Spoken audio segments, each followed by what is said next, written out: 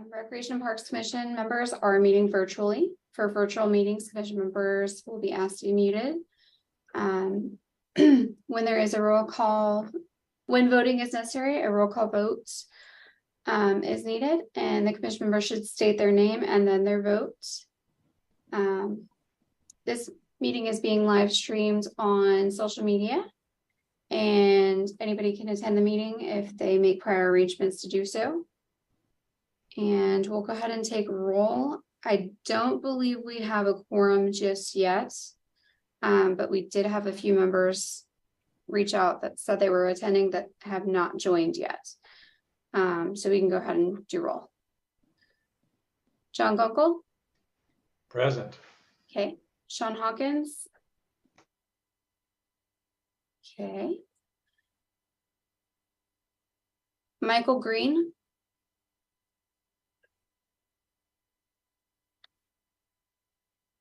Taylor Ansley? Here. Okay. John France? Bob Harwell?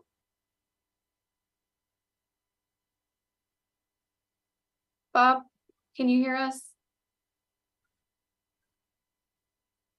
I think he's on, but I'm not sure if he can hear. Okay, I'm going to go ahead and mark him as present because I see him. George Peterson? Present. Mashika Jefferson? Okay. Joe Cassidy? Present. Okay. And Michelle Portman reached out and said she would not be able to make it. We do not quite have quorum. We need one more person. So for now, the minutes approval will have to be tabled.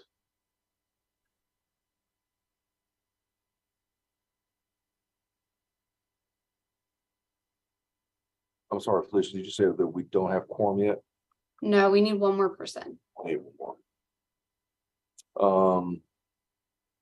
So if you guys want to roll into the presentations, I'll see if I can get them. I'll call them. It's up to you, Chair. You want to kind of go into departmental updates and then circle back for the approval of the minutes once we get a couple of more commission members on the call. Yeah, I suggested that earlier, but I was muted, so I'm sorry. I just wanted to welcome everybody to the February Recreation Park Commission meeting and hope you had a great holiday. And as William said, we can go ahead and start the updates and we'll circle back if we get enough to approve the minutes. So.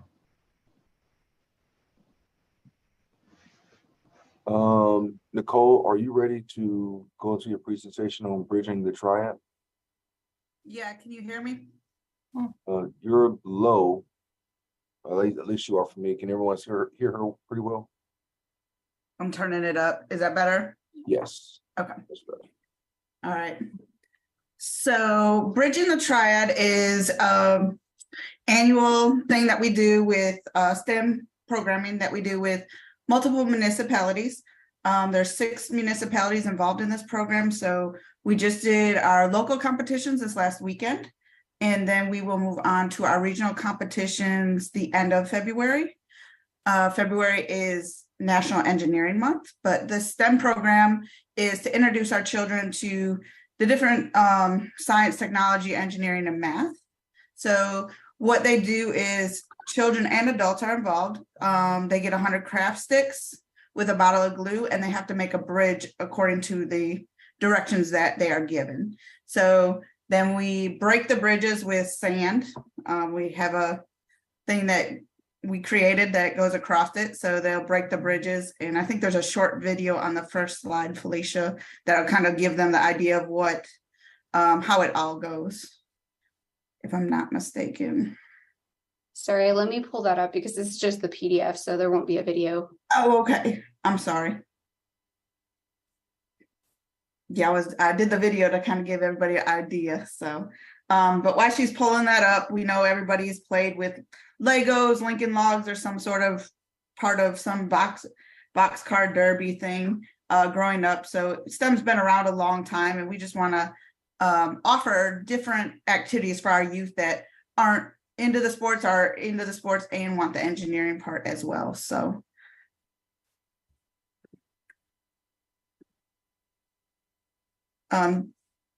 these kits that we hand out to the public, they're free of charge for them. It just gets a foster of their love for learning and curiosity.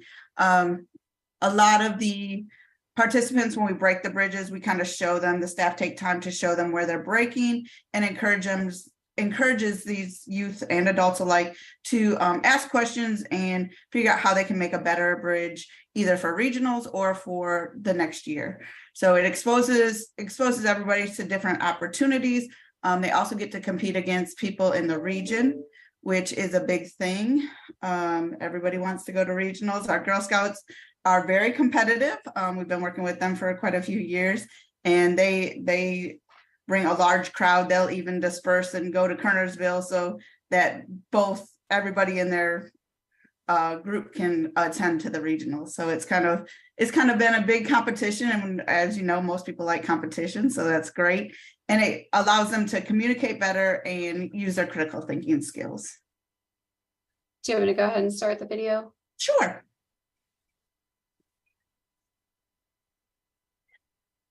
Can you guys hear it? No, okay.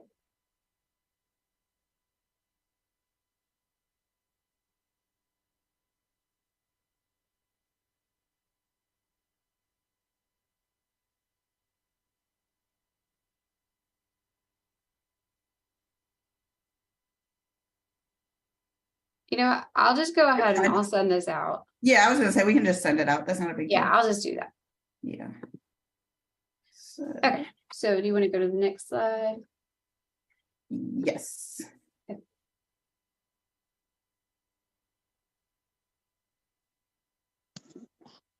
No. All right, we went through that one. You can skip. You already went through that. Yep. So you can go back one. Oh, sorry. I don't have control, so it's I'm like trying to control it, but I can't. So like we were saying, the children love building the bridges. The families get involved. We get even younger and younger ages. It starts at 8 years old and goes all the way up through adult ages. This year we had a teenager who came back. He participated in 2017 when he was in 5th grade, and now that he's in high school, he competed again and will be moving on to regionals. So it's good just to hear their stories and watch them come back. So they just love testing and trying their different techniques, and then they like looking at their other competitors to see if they can improve theirs as well. So as we know, it's fun. I've had kids cry when we break their bridges because they spent so much time on it, but that's the point of it. So we have to explain that as well. So I even had a student last year that he was like, I can't have you break my bridge. So he took it home with him. So, but it's been a lot of fun. And we even had a gentleman, he was an engineer and a retired engineer, and he actually did like a Zoom call during COVID with our participants to help them get different techniques to build their bridges stronger. So we've had Winston-Salem had a bridge break at 135 capacity, whatever that is. I don't get into all the technicalities, but it was the strongest bridge last year. So we have a lot of good participants in Winston-Salem. It's just good to get out and do something besides the sports aspect and have people enjoy and learn in a fun environment. Any questions? I just want to make a comment very quickly. A lot of times people believe that, what we do is roll a ball out onto a field and it's all about sports, and it's, but we do a lot of other things that are very positive that stimulates our participants' minds to be creative. And I just want to say hats off to Nicole, Leah, and her staff for making this such a successful event. I'm proud to say that even though there are multiple municipalities that participate in this, I believe we created this program and invited them to kind of participate with us. And so it's and it gets more and more popular. And so this is very, very proud of my staff for being able to do something like this that's so creative and so beneficial for our youth in our community. So good job, Nicole. And I put the video links in the chat box if anybody's interested in watching those later. Nicole, do you want to chat about the municipalities that we have involved? Because it's like William said, it started off with, I believe, just High Point and Winston-Salem, and then slowly kept expanding, and then the number of participants have continued to grow. So Nicole, chat about that and how you've collaborated. So we started in High Point, and then collaborated with Winston-Salem. As y'all know, we share staff back and forth occasionally. So, and then we also collaborated. Greensboro had a staff that came in and had asked about it. So for the last 5 years, there's been a minimum of 3 municipalities, and we have grown every year. So we've added Kernersville, along with Lexington, Thomasville, and there's one more I'm missing. So, but we've been collaborating, and anybody that's interested, we presented at our national our statewide conference to get more people involved, because we would like to see this as a statewide competition. So we presented a couple times at our association conferences as well to try and get more people involved. I know Rocky Mount took it and did their little one over there, but it wasn't a huge success. So, but I heard Davie County wants to get involved and stuff like that. So every year we're interested in bringing new people on so we can build this into a bigger and larger thing, and hopefully one day have a statewide competition for it. Nicole, this is John. Quick question. Do you, as part of this overall program, which is, is really interesting, do you introduce any other career type things in STEM as part of this? I know you can't go into very much detail, but introduce the kids, there's other careers in STEM and that kind of stuff.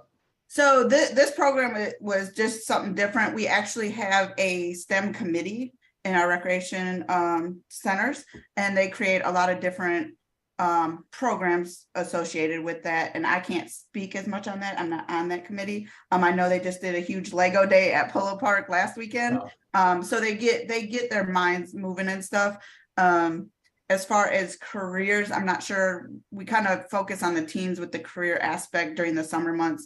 And I know during the summer, we also get our summer camp participants involved, and we do a smaller bridge building competition amongst them where they group together and build the bridge. So it involves teamwork and stuff like that. Yeah, I was just thinking something so they could envision themselves in doing, some kind of STEM career somehow. Yeah, so the engineer we had, he actually talked about building bridges. We've had DOT come in, be kind of like a judge and help measure and do all the aspects that we have. So they get to talk to different people that are in different engineering aspects. And then I know for the first couple of years, we had engineering companies that would sponsor the event, and they would come on site and talk with the participants. Great. Yeah. So very good. Yep. Thanks. Thank you. Nicole, thank you for presenting.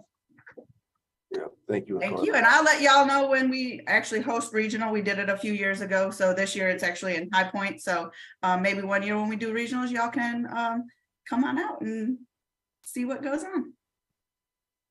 That's awesome, Nicole. Great job again. It's a fabulous project. It's a fabulous program. There's tons of participation. That is the true definition of a win-win-win. So again, hats off to you and your team. Good job. Appreciate you. Thanks so much. Thank you. Chair, I believe the next presentation that we have is for Josh Billings, GIS administrator here for the Recreation Parks Department. Probably over the past year, Josh and I have been working with the county on a very important project, and without going into any more details, going to turn it over to him. He's going to go through a presentation and provide some updates for you all on how we're working to make our community a much safer place to live, work, and play. Josh? All right. Great.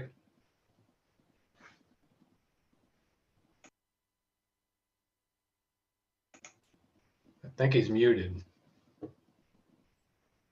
Sorry about that. Good afternoon, guys. Hope you guys are doing well. Hope your week is going great.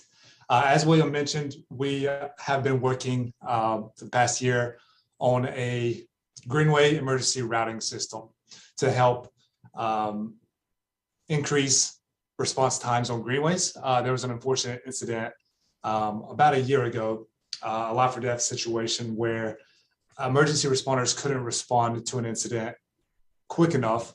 And there was an unfortunate incident that was there. And this particular citizen brought this to our attention. And we immediately started working on a way that we could assist with emergency response times on our greenways. So what I'm going to do throughout this kind of presentation is kind of go over a high-level simulation or visualization of how not only our emergency CAD 911 system works currently, but also how we have improved on the system as well. So just to give you a brief overview of the area that we're looking at right now, this is Muddy Creek Greenway with Country Club Road here at the south. We have Jameson Park, and we also have Robin Hood Road here at the north and Jefferson School. This area right here is the parking lot that you can access Muddy Creek Greenway. And then this right here is the Cedar Trails connector that goes along the Greenway. So just to give you guys an idea of where we are within the city so that you guys can kind of understand what's going on here. So let's say, unfortunately, some kind of incident occurs on the Greenway and they're kind of in kind of a remote part of the Greenway, right? There's not a whole lot of stuff here. They're not really close to a park or any kind of neighborhood here.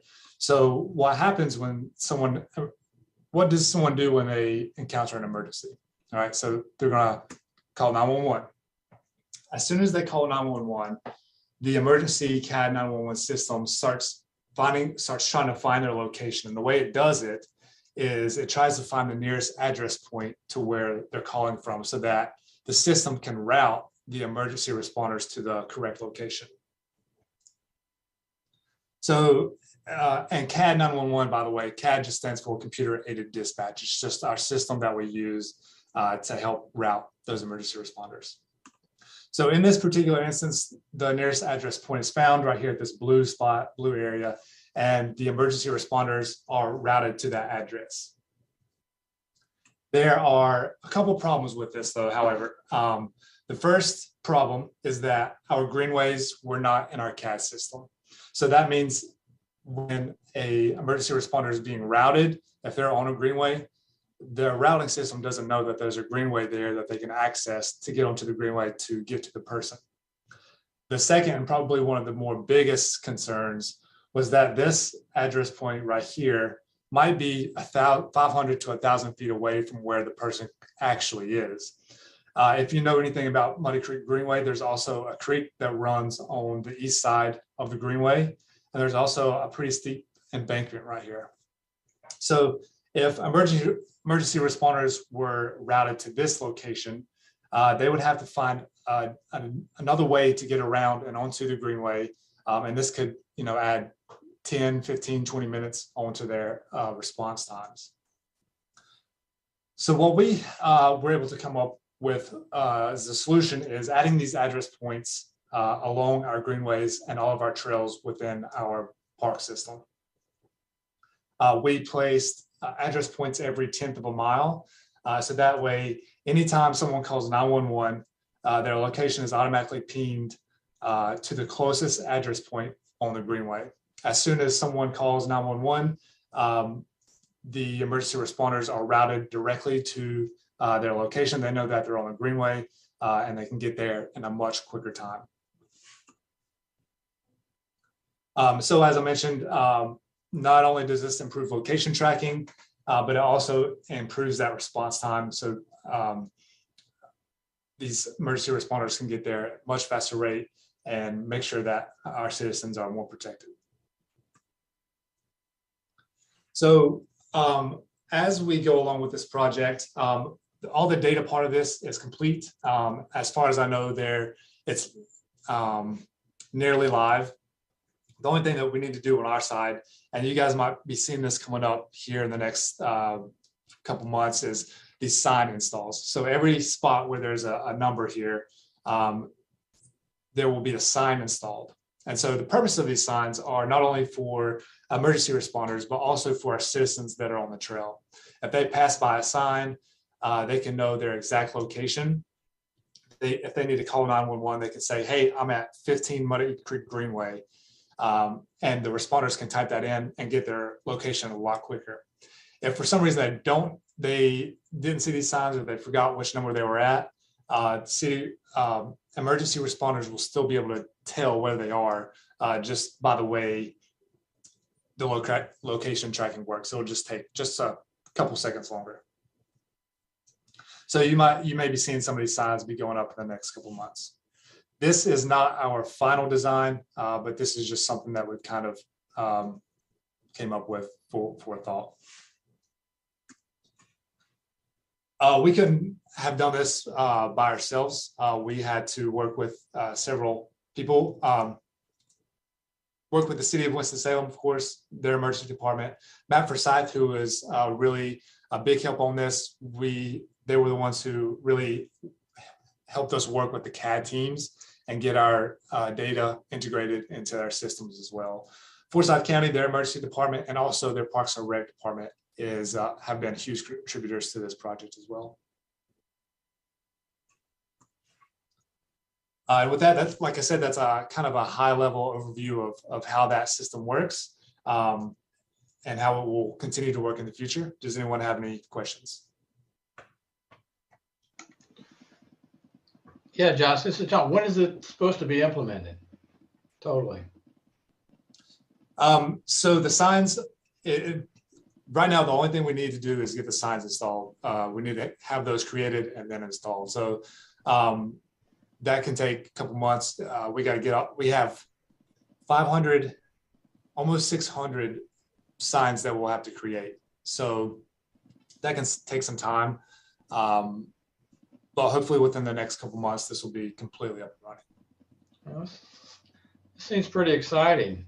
We could have used this last year. I was on Salem Lake Trail and a guy fell off his bike and had a concussion. That'd have been perfect. Yeah.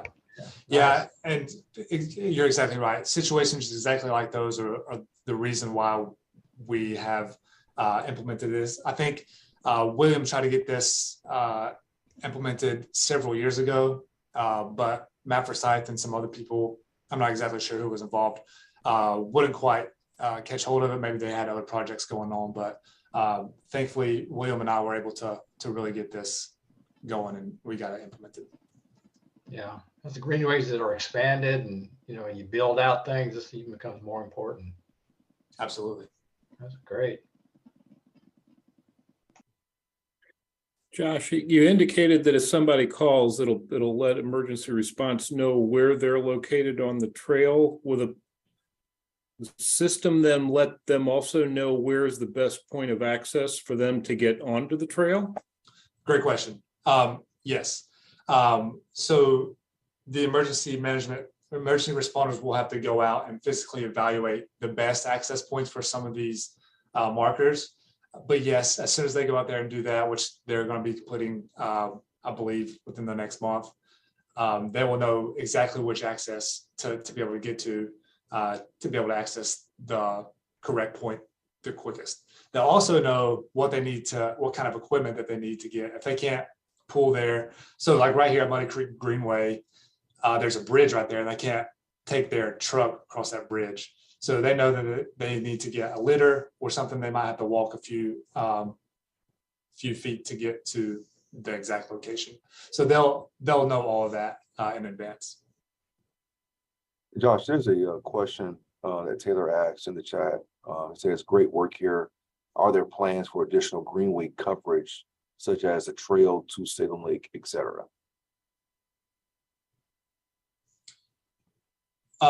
Yes, if I understand the question correctly, if we add on more trails, more greenways, will we continue the system with that? Is that? Yes. Yeah, I'm just wondering. I mean, it seems like a great system for the Muddy Creek. I'm just wondering about any plans you all have to do it elsewhere as well. Oh, great. So yeah, this is going to go in all over the city. So every one of our greenways, Salem Lake Trail, we have some trails out at Historic Bethabara that we hope to get some of those in, and also at Hobby Park as well. So like I said, there's over 600, almost 600 signs that will go in. So we've already created those data points. Those are already in the system. It'll just be getting those signs installed. But yes, citywide, absolutely. And it's also going to be the same system is going to be, or it has been implemented through the county parks and on their trails. And so this is something that's not just beneficial to the city, to the residents of the city of Winston-Salem. This is countywide. And so he's showing Muddy Creek Greenway here because just as an example, but there are points on every greenway that we have, trails. We can also include those address points, some of our larger parks, so that emergency responders can have the best access to those areas as well. So although he's just showing Muddy Creek, this is throughout the entire. With 200 some calories on that, then got on the. Oh, I'm sorry, I was trying to cut in. But this has been implemented across all of our trails and greenways, as Josh mentioned. There's actually, what's interesting is that we actually we had someone who committed, I guess it's maybe last year or year before last, someone hung themselves on the Muddy Creek Greenway. And I believe, Renata, correct me if I'm wrong, I believe one of the citizens that found found the incident or reported the incident actually works in one of the 911 dispatch centers. And it took emergency responders about 45 minutes to find where this incident had occurred. And what they do is ask the citizens to sit there the entire time. And not everyone has seen a dead body before. It can be pretty traumatizing. And have a citizen to kind of be forced to sit there so they can come also direct emergency responders to them that's we're asking a lot of citizens. And we've had other people had other incidences. It was mentioned earlier, we've had concussions and other injuries on Salem Lake Trail and other greenways. This is just another tool that makes our community safer. And it's, correct me if I'm wrong, Josh, but these address points are in the system now. And so if someone were on a trail or greenway now, the emergency responders now have better access to the injured or the needy better than they had before.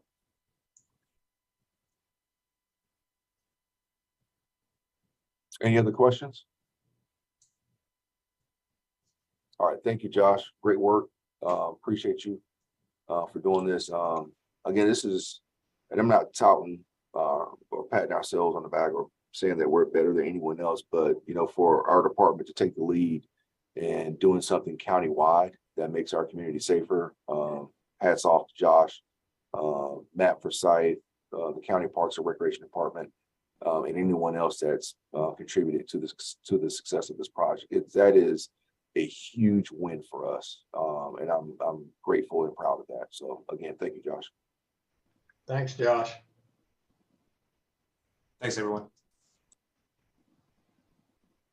Yes, I just want to ask a question. Will this help some of the, the violence and crime that we have in our parks and recreation areas? I'm sorry, can you ask that question again? Will this help reduce crime in the parks and recreations that we are having an uptick in that situation? I think we've had a crime at one of our parks. There was a crime committed. This won't help reduce crime. The short answer to your question is no. This won't reduce crime. However, what it will do is that if there was an injury, or if someone were a victim of a crime and they called to report it, emergency responders would know how to get to them much more efficiently now than they had been before. So it doesn't, although this system doesn't magically reduce crime, it will allow for faster response times when the attention of emergency personnel are needed. Hey, William, this is Sean. Yes. Quick question. Hopefully what I'm hoping, and I know everyone is keeping their fingers crossed, once the police department increases their officers, because we know they're like 140 some officers short, maybe that will open up a door for us as a recreation department to get more park rangers. Because I don't are we still sitting at 2? How many in that? We were at 2 at one point. I don't know if that number has moved, but hopefully that may spark maybe you asking for maybe an additional officers for our rangers, because as we get into these summer months, we all know that that's a lot of temptation, and things happen more almost in the summer than it do in the fall and winter. So the more boots on the ground we can have, the better things can be safe, for our residents while they're out there in those parks. Yeah, Sean, yes, it is our hope that will happen. Currently we have 2 park rangers that are budgeted. We only have one of them that's active right now, due to the shortages. But we're working with the Winston Police Department, the Sheriff's Department, countless numbers of outside agencies and organizations and nonprofits to try to work together and collaboratively to help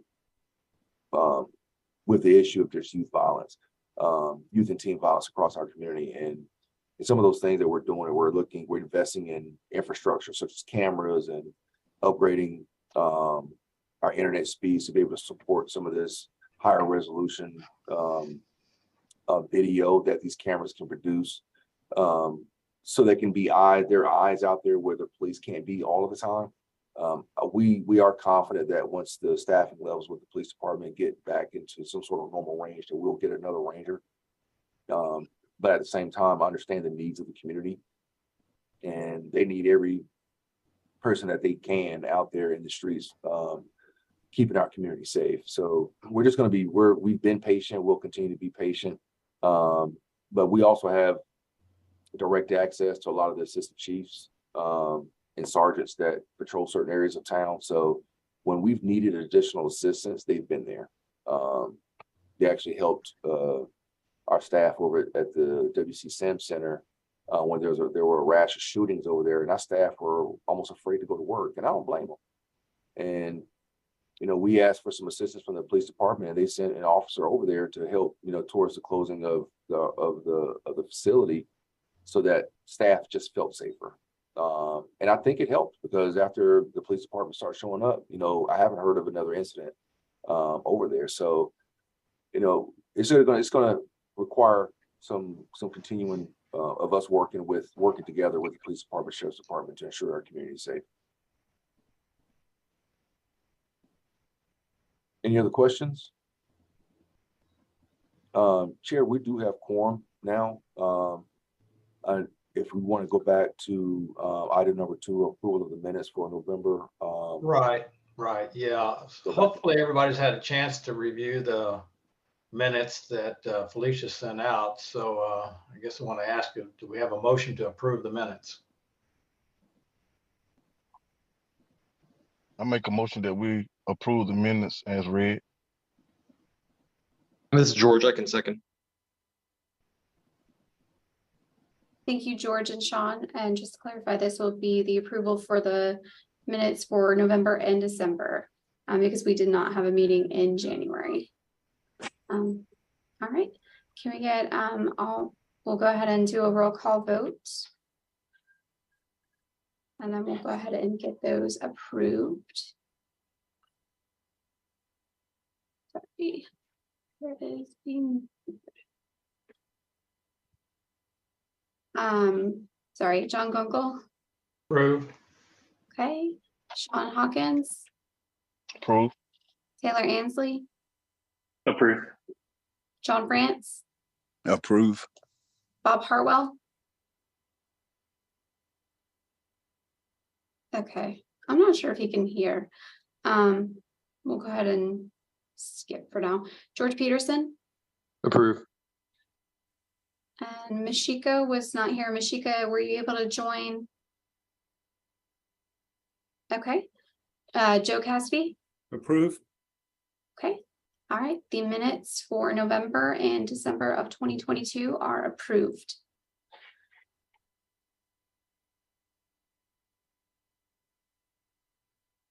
Chair, if you're okay with moving on to departmental updates, we can go ahead and do that now, or if there's other official business that you would like to discuss with the commission, that's also an option as well. So it's up to you. I think we can move on to the departmental updates. Actually, John, before we move on, Michelle Portman had reached out when she let me know she wasn't going to be able to make today's meeting. She'd reached out and she was wondering if the commission had plans on meeting in person in March. And I remember back in November, we discussed a potential schedule for meeting in person and meeting virtual. However, Right, that yeah. schedule was never. Yeah, you had official. those in the minutes, and Yes. we had it for March. In the minutes for in-person meetings, I remember. Mm-hmm. So yeah, I mean, Is that something that you all plan on still doing? Would you like to meet in person next month, or would we like to do virtual? well, I put it out for maybe a vote, but yeah, I would be in favor of meeting in person if you guys are prepared for that. Yes, that's Yeah, a I think question for we should take it out for an official vote. William, are you prepared for an in-person visit? Are you okay with that? Yes. Okay, yeah, so let's put it to a vote.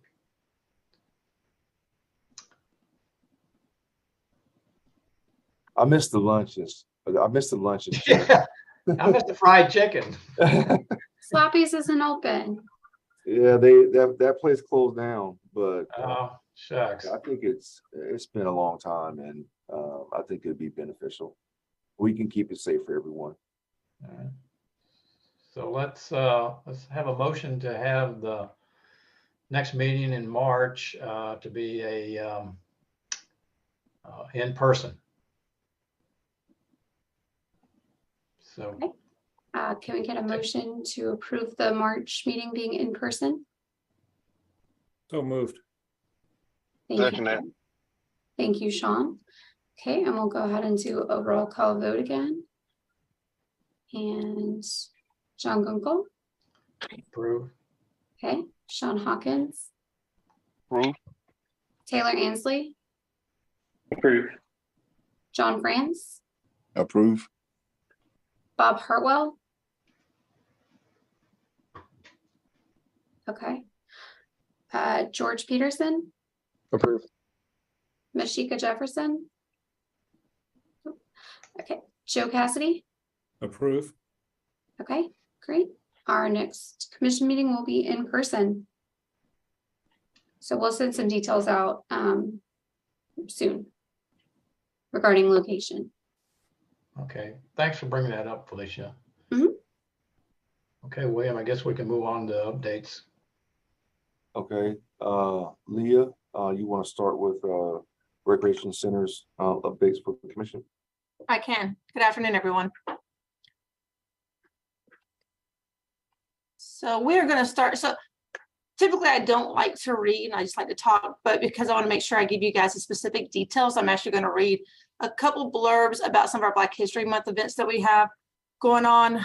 Excited that we have brought in a couple new things. Over at Old Town, we are doing a film series. And so each month we'll have a different set of films that will be displayed.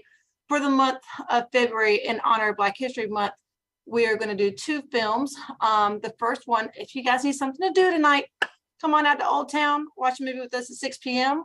It will be the Oscar-winning Green Book from 2018, followed by director star Denzel Washington's award-winning The Great Debaters from 2007 on February 21st. Both which will be screened at 6 p.m. at the Old Town Neighborhood Center. Both films are rated PG-13. Admission to all screenings is free and refreshments will be available for purchase. So come on out, watch some movies with us, learn a little bit about our history. The second event that we have going on for Black History Month, it's kind of a big deal. I think it's a big deal. We'll be at Southwark Recreation Center. They're going to host a keynote speaker, Catherine Moore, on Saturday, February 18th from 11 a.m. to 3 p.m.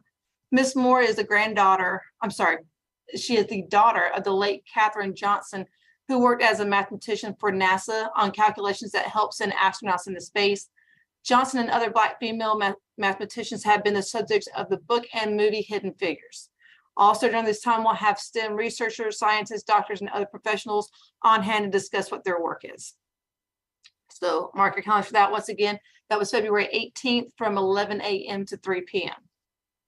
Also at the Brown and Douglas Neighborhood Center, there's going to be 2 free cultural programs.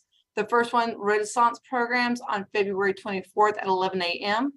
will feature works of area artists. And then on Sunday, February 26th at 3 p.m., they will host a Twin City Choristers where they'll do a performance. So that is, I know there's a lot of words. I will send out details, the snippets of that with the dates if you guys are interested in coming out. But I really, truly encourage everybody to come out, watch a movie with us.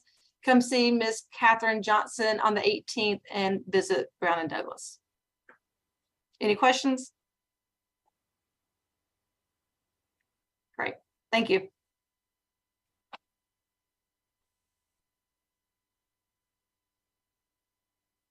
Thank you, Leah. Again, hats off to Leah, you and your staff for pulling these programs together. There's a lot of things that go on before we get to the point where a flyer is created, kind of advertising and publicizing some of the hard work that you guys have been putting in. So again, good job. Special use facilities, Greg James, you'd like to go over an update of some of the programs you guys have going on in your respective area? Yeah, absolutely.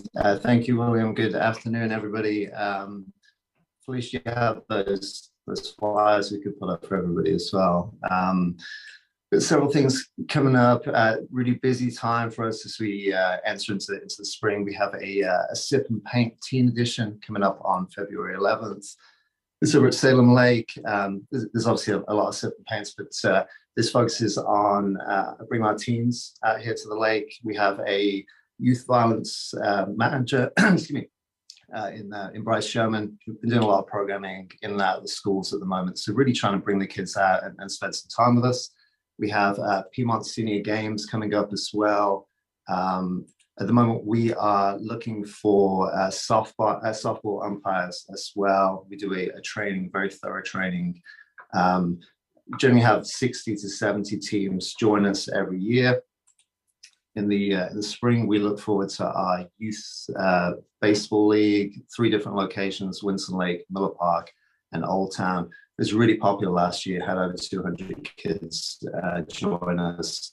It's a real big family engagement. Kids practice in the week, have a game day at the Winston Lake baseball fields on Saturday. If anybody has the opportunity to come out, it's a really great program.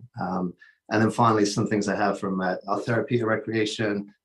One of the things that TR really work on is empowering people in things like cooking, fitness. So we have a couple of those programs. A baking program, which is over at Rupert Bell in March. There's a fitness class. We have a walking club, which has been really popular. It takes in a different trail every week. So Katie Andrew and Kayla Garrett from our TR, they're tireless advocates for people with disabilities. And then they also have a spring crafts thing coming up as well. So we have an absolute load of programs. We talk all day about them, but we have something for everybody. So whether you are a 2-year-old or whether you're 100 years old, there is something for you in our departments. That it's a great time of the year when we start preparing for summer camps and so on. But plenty to look forward to. So I hope to see somebody out there looking at the programs and joining us. So thank you, appreciate it. Thank you, Greg. Renata, you'd like to kind of go over some of those high-level projects you guys have going on in the maintenance division? Mm-hmm. Good afternoon, everyone. A little congested here. Just want to, go over some things. I do know we had spoke with you prior to Christmas in regards to some projects that we had on the table. I hate to say that some of those, I'm not going to say been tabled, but they have been delayed due to the weather. As we all know, we've gotten quite a bit of rain coming in. But on a good note on that side, we do have projects that we have got out on the street. And so they will be coming up and you'll start seeing them, you know, in our design phase, and hoping within the next 3 to 6 months, you start seeing them hit the construction phase. Some of those that we have on board are our Salem Lake Trellis Bridge. I think that bridge out there on the Salem Lake Trail, I think has been, you know, an eyesore, and also has posed some, you know, conditions that have weathered. So we have that on the list. We're waiting for the contractor to get his materials in. Once he does that, we're hoping that he can get that completed within the next 2 to 3 months. Also, Minnie Lee Davis Harris, that particular project, we are in the design phase. We have met with the architect out there. So he's in that process of putting all our thoughts and wishes and things together, hoping that we can come up with a great design out there at Minnie Lee Davis. The same as with Crossland Park. Architect, we've met with him. We take a look at the site. So he's in what we call the pre-design phase. He hasn't taken his look on the site to see what he think is capable, and if he can meet the scope that we have, but that one is in the pre-design phase. Granville Park. Granville Park is going under construction. It should be approved by council this month. So we're hoping construction bids and actually contracts are issued within the next 45 days. So with that, we should then be seeing Granville Park going up under construction. Helen Nichols, as you know, we're looking to do some improvements out there with the pedestrian trail and track and things there. So right now, that particular project is in its design phase. So we're hoping that within, I will say by March or the beginning of April, that we have everything there for that particular project, and we'll be ready to move forward with construction and actually take that to bid with council and hopefully get that on the board and things start moving. Same as with Nelson Malloy Park, our phase 2 out there should be going to council this month. So again, we're looking in 45 days to hope have that under construction, and we start turning over some dirt out there as far as putting in some irrigation systems, putting stone around the splash pad, updating the walking path to pervious concrete, and, you know, amenities out there. Some other projects that we did get on the street right now is tennis court resurfacing. As of right now, we just got those out to purchasing. So they're in what we call the construction phase there. They have been out. So we're looking to have those go to council this month. So hopefully we're looking at upgrades at Granville, Lineback, Oak Summit, Old Town, and Schaffner Parks. So we're looking for some tennis courts upgrade there.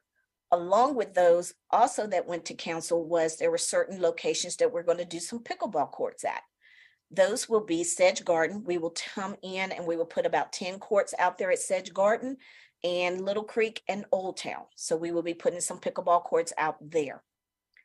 Winston Lake Golf Course improvements is out to bid as of now. We will have a meeting out there on the 10th just to meet with prospective bidders so they can take a look at the grounds, what's going on, so they can have their bids and things in and into us by the end of the month. Hopefully we make a selection. Once we make a selection, which is of a golf architect, from there, he will do an analysis, which will take us about 6 months, 6 to 8 months for him to do a full analysis of the golf course. From there, we'll go to construction bid. So from the construction bid, hopefully making the improvements that is needed out there to make that a more playable and enjoyable experience for our public. Other than that, the main one we got the Salem Lake Fishing Pier. It is out to bid as of right now, which we're going to replace the decking boards, railings, and cross beams and things out there. So right now that's out to bid. So when that comes in, we're hoping again within another 30 to 60 days, have that under construction. So hopefully by this summer, turning up a whole lot of dirt, seeing a lot of projects moving along, but we still have quite a few to put back out there too. So we will continue to move on. One of the things wanted to bring to your attention, I think as we knew, Hobby Park went through phase 2 about 18 months ago. It was completed. The Soapbox Derby is coming back.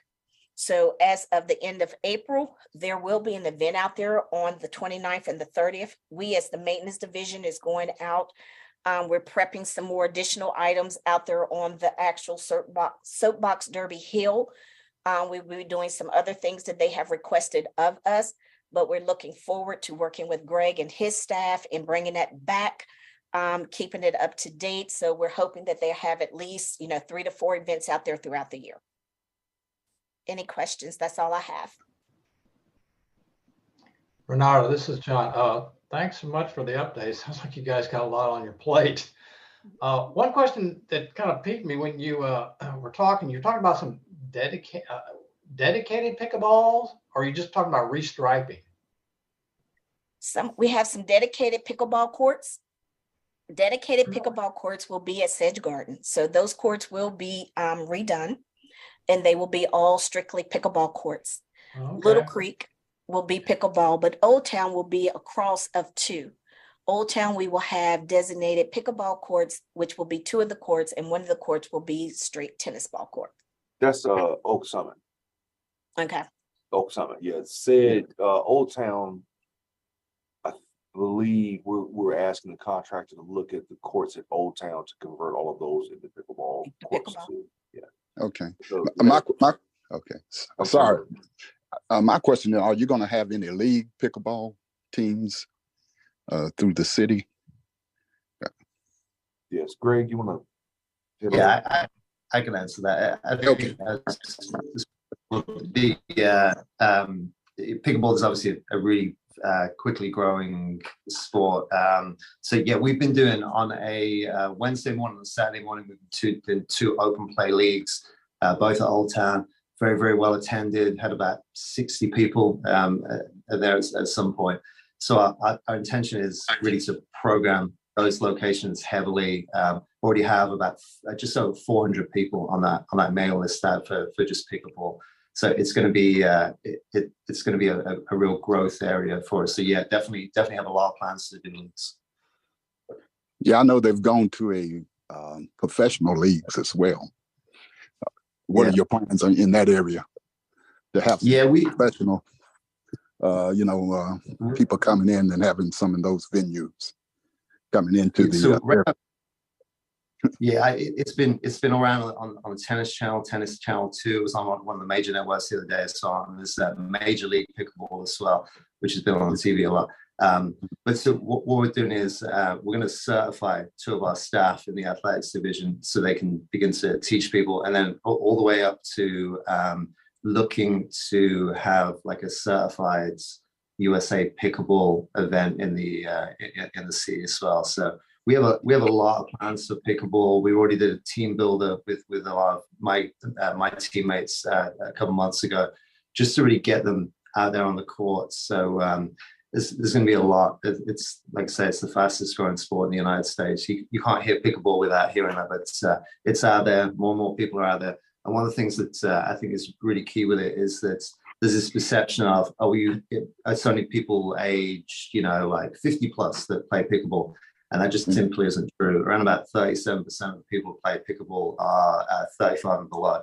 And there's kids out there, so we plan on doing youth programming, adult programming, seniors, open play. So there's going to be a lot of things to come. Yeah, I didn't know how you would invest in the leagues or the team, the professional leagues. Is there a way that you can invest in these leagues?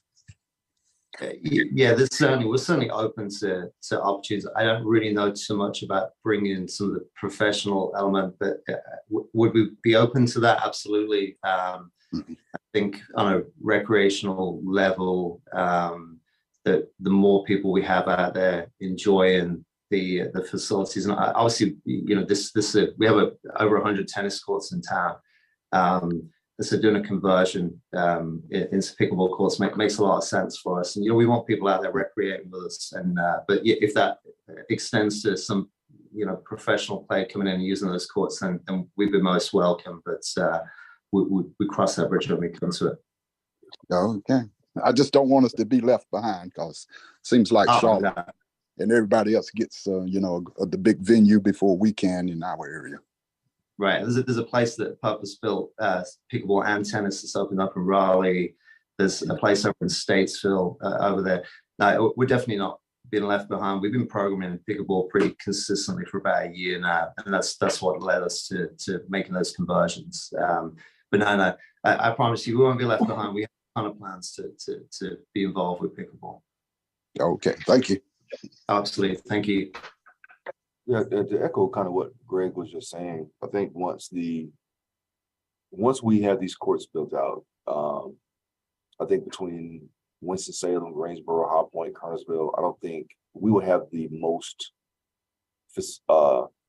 largest number of pickleball courts, dedicated pickleball courts in our area. So you're looking at building 10 courts for every 3 tennis courts. And so you'll have 10 courts out at Little Creek. You'll have 10 courts out at Old Town, and you would have a couple of courts out at Oak Summit. And so, as well as Sedge Garden, you have 10 courts out there. That's 32. We'll be going from 0 to 32 in one fiscal year, and that's saying something.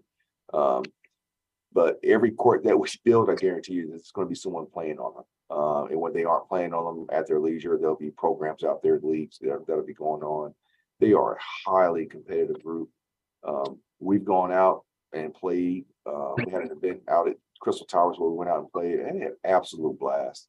The residents came out, they played, they were introduced to an activity that they wouldn't have been able to kind of experience otherwise. It was just awesome. So pickleball is taking over the world, and we have been behind, but we're going to catch up and then be in the lead in terms of number of facilities that we have to offer for our citizens to use. Chair, that is the conclusion for departmental updates. I will turn it back over to you. All right, if there's nothing else, I guess we get a motion to adjourn. Before we do, I got one quick question. Sure. William, when does the department submit budget for the next fiscal year? We are actually doing that as we speak. Okay. There's a lot of information that I'll be reviewing this afternoon, putting my eyes on it one last time, and then we're sending it over to the budget office. That there'll be some going back and forth, and there'll be some emails that we'll have to send to kind of explain some things. There are a ton of capital outlays in terms of equipment needs that are departmental wide that we're being very honest about. We're not spend a lot of time on that for the whole department. We are requesting some additional positions. We are requesting some additional resources. And if you would like, we can take some of the meeting that we have in March and kind of present some of that information to you. Maybe email some of that, some of the nuts and bolts of it to you prior to the meeting, and use that time to kind of answer any questions you may have. Yeah, I'd appreciate it. To, high level, what the asks are. Yes. Thank you. All right, John, I'll make a motion to adjourn. Okay, thank you. Taylor, I'll second. All right, well, that concludes today's meeting, and hope you guys enjoy the rest of the day. Have a great rest of the week. All right, thank you, Chair, members of the commission. You guys have a great rest of your day as well, and a great week. And thanks so much for the work and the presentations that you made today. Thank you very much. All right, thank you. You have a good week.